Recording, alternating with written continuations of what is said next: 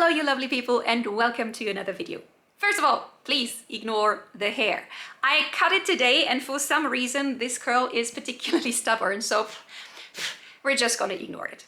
I know that you all love my budget challenge videos and I do too. But even though I'm lucky enough to not always have to cook on a very tight budget, I usually do not spend more than 25 euros a week on my grocery shop. So I thought, with grocery prices being what they are, instead of doing a really tight extreme grocery budget challenge this week, I would just walk you through a few general guidelines that help me personally to keep my grocery budget very low. And don't worry, of course we're gonna cook as well. Rule number one, always look at your pantry, fridge and freezer first. That is what I do and that is what you should do too. It is astonishing what hides in your cupboards if you have a closer look. What I usually always have at home is rice, lentils, chickpeas, dry goods that stay good forever and are the base for so many amazing meals. Onions and garlic I usually also have at home, some spices. And with these base ingredients, you can already cook a good meal, which I will show you later. Rule number two, get yourself some inspiration. I like to cook vegan, and if you're plant-based, you know that there are some vegan goddesses out there that will help you find recipes. For me personally, they are Pickup Limes, Rainbow Plant Life, and Bianca Zapatka.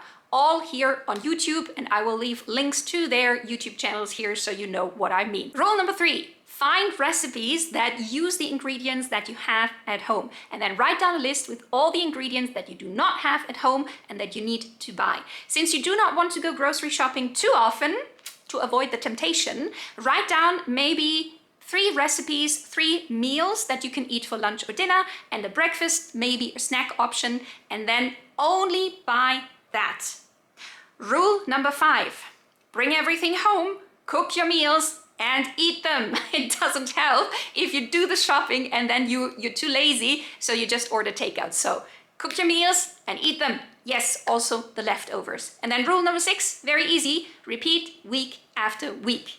And with that, you can keep your grocery budget pretty low. So without any further ado, I will show you what I have in my pantry. Then we're gonna pick some recipes, we're gonna go grocery shopping, and then we're gonna cook. In my pantry, I found lentils, rice, flour, chickpeas, oats, a few bananas and 2 blocks of tofu. For shopping, I went to my usual favorite supermarket, which is of course Edeka. And the first thing I saw when I went into the shop were these absolutely gorgeous advent wreath. Now they cost between 15 and 38 euros, I think, so I didn't buy one. I usually make my advent wreath myself. After the slight distraction, I went to get my usuals for flavor, which is onions and garlic. I opted for 2 different versions, the yellow and the purple onions, because I needed them for different recipes. Apart from these flavor givers, I also got some potatoes and 1 lonely carrot. I needed some Nappa cabbage and they had this gorgeous purple one, but I was a bit boring, so I went for the regular one. Maybe I'll try it next time. I also needed apples, and you know exactly which one I usually get. It's the Braeburn apple. I also needed some purple cabbage, and it was hidden quite well, but I managed to find it, and also the price that you can see here. I needed 1 lemon exactly, and €1 for 1 lemon might seem a lot, but it gives a lot of flavor. I got 2 glasses of sweet corn and 2 liters of oat milk and also some veggie broth. By the way, can you already tell what I'm about to cook? Just by looking at the ingredients? I don't know. Well, I got some tortillas as well, or well, the Turkish version, and then some spinach, and then I already had it home. And here we have everything I bought for this week. We have lots of veggies. We have potatoes. We have 2 purple onions. We have garlic. We have 3 regular onions. We have a carrot. We have a lemon. We have 2 apples. Strictly speaking, I only needed 1. These are Braeburn apples, so I wanted a snack. We have also some Nappa cabbage. We have a big purple cabbage, 2 glasses of sweet corn back there, 2 liters of oat milk, some veggie broth because I was nearly out. We have some spinach back here and also the Turkish equivalent to wheat tortillas. They are called dürüm, and for some reason I couldn't find regular tortillas, so I bought these ones, but I think it's just the same. And absolutely nobody had to try one of these durums already. Stay. Okay, so this is all we bought, and it came to 19.45 euros. I brought back some bottles where in Germany you get the deposit back that you had to pay for them when you bought the beverages. So about 2.50 euros upfront, or the deposit that I got back. That means without the deposit, I would have paid about 22 euros. I really did not look at the price. Not at all. Like, the spinach is organic, the sweet corn is organic. I just wanted as much as possible without packaging. As always, you can see I managed that, but I did not look at the price. And with all of that and everything we have left in the pantry and the fridge, we shall now cook for the rest of the week. For breakfast this week, I'm gonna have oatmeal. I know, it's a classic. It's kind of boring, but I also love it. And you know, I don't eat breakfast every day. Sometimes I just skip it all together and just have a tea or a coffee. But if I want breakfast this week, I can have overnight oats. I have the oatmeal, I have the oat milk, I have bananas. That's all you need. Basically what you do is you put 5 tablespoons of oats into a glass or a container of your choice. That's about 50 grams if you want to weigh it. Then you add 50 milliliters of oat milk, and then you put it in the fridge overnight. You can add spices, of course. I usually add a little bit of cinnamon. That gives it a nice taste. And then you let that rest in the fridge overnight. In the morning, you top it off with a banana or any kind of other fruit, nuts, flax seeds, whatever you have at home, and then you enjoy it. It's one of the healthiest, easiest, and cheapest breakfasts you can have. Ladies and gentlemen, you're not going to believe what we're going to do this week. We will deviate from our regular plan, and before we cook anything, we will make a salad. Yes, I heard you're supposed to eat salad because it's good for you, so we're going to make a salad this week. For that, we need Nappa cabbage, a carrot, an apple, some sweet corn, a little purple onion, and some lemon juice. I will make it in the Thermomix, but as always, you don't need a Thermomix. You can just make it yourself in a regular bowl. You'll just have to cut up everything yourself. In this case, we will add the carrot and the onion first to the Thermomix and blitz that up. Then we will add the Nappa cabbage and the apple and the lemon juice and some oil and salt and pepper, mix that up as well. Then we will put that in a bowl and add the sweet corn, and everything is finished and ready for you to eat. What I like about Nappa cabbage is it stays good for a long time in the fridge. It doesn't just wilt away like all the other salad, so you can actually store it for a few days and it'll still be good. I tried that, so believe me when I say you can eat that for 3-4 days and it's still fine. And then, enjoy! This salad is really, really good. It's sweet from the little bit of sugar and the sweet corn, but then the tanginess of the lemon juice goes so well with it. And what I also love is that all of this is sort of seasonal. I mean, the Nappa cabbage, the apples, the carrots, the onions, it's all you get in winter. The only thing, of course, is the sweet corn that is added, but everything else, seasonal. So this is a winter salad, if you will. And I love that. And it's really tasty. And I already had like 2 bowls full of this salad, so I will not save as much as I thought in the fridge. But well, there's still some left for the rest of the week. And now, ladies and gentlemen, we shall start cooking. The first meal we're gonna cook are shredded barbecue tofu wraps, a wonderful recipe from Pickup Limes that I will try for the first time here. For that, we need some rice, some sweet corn, some purple cabbage, some barbecue sauce, some tofu, a purple onion, some cloves of garlic, and tortilla wraps.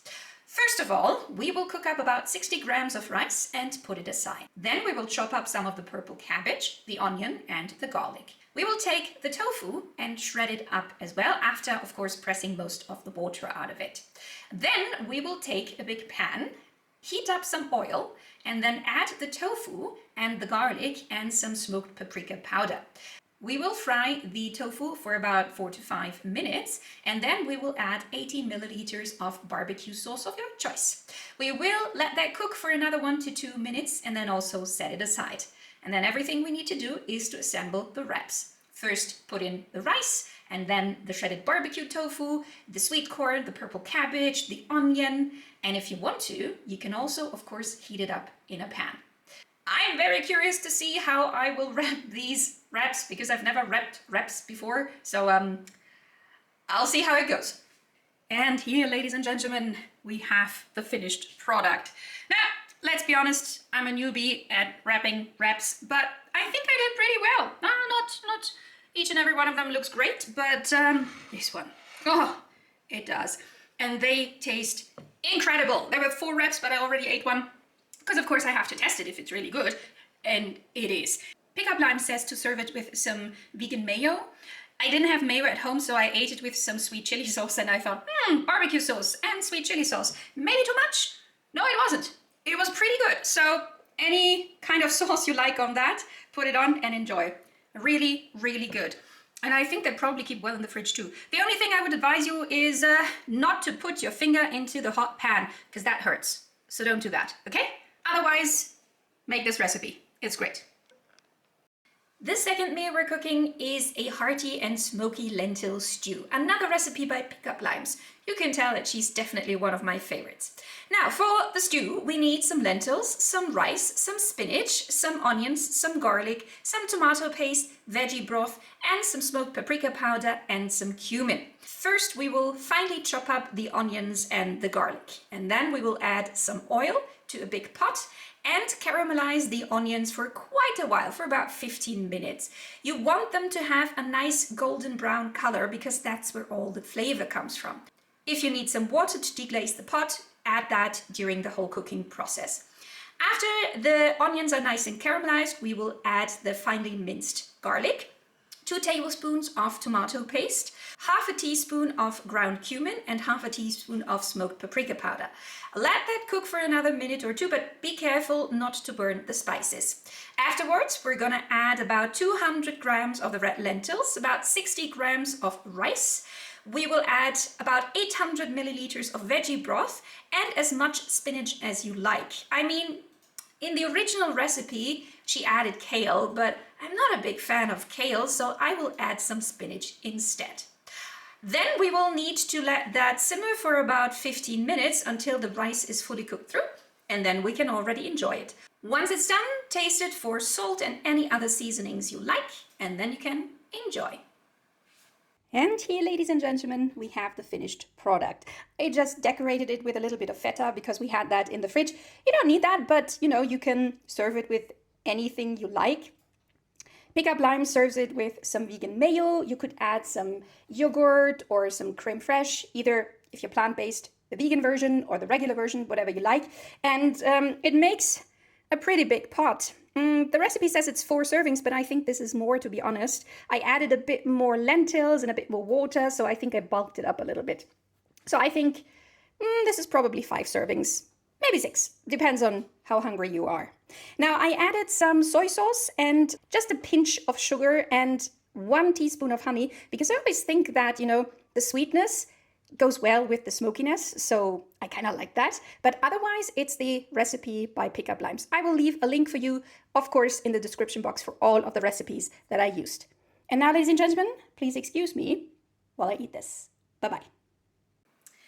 And the third meal we're going to cook is Gmischben und Batzen. If you have no idea what I'm talking about, I am not surprised, because this is an old Bavarian dish. It is a meal that my mom used to cook for me in my childhood, and I love it. We only need a few simple ingredients: about a liter of oat milk, some flour, some potatoes, a little bit of salt, and some oil and margarine or vegan butter. Or if you're not plant-based, you can use regular milk and regular butter.